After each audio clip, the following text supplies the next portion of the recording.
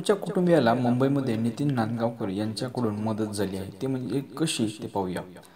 बऱ्याच वेळेस अनेक शहरांमध्ये गैरसमजाने व्यवसाय करणाऱ्या आणि गरजूंना लुबाडणाऱ्या प्लेसमेंट कंपन्या पैशाच्या मोबदल्यात नोकरी देण्याच्या उद्देशाने स्वतःची दुकाने थाटलेत.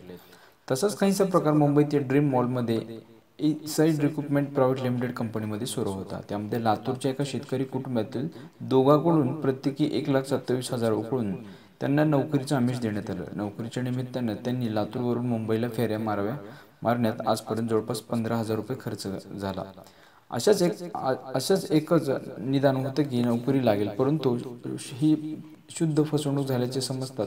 निदान पैसे तरी परत मिळावे यासाठी त्यांनी अनेक ठिकाणी हात जोडले, परंतु काही फायदा झाला नाही. संबंधित शेतकरी कुटुंबियाने मनसेचे नितीन नांदगावकर यांच्याशी काही लोकांच्या मार्गदर्शनाखाली संपर्क साधला.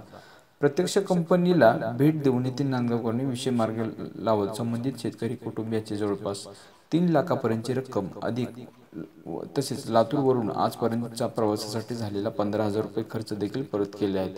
त्यामुळे नितीन नांदगावकर यांनी अजून एका कुटुंबियांच्या मनात स्थान निर्माण केलं आहे.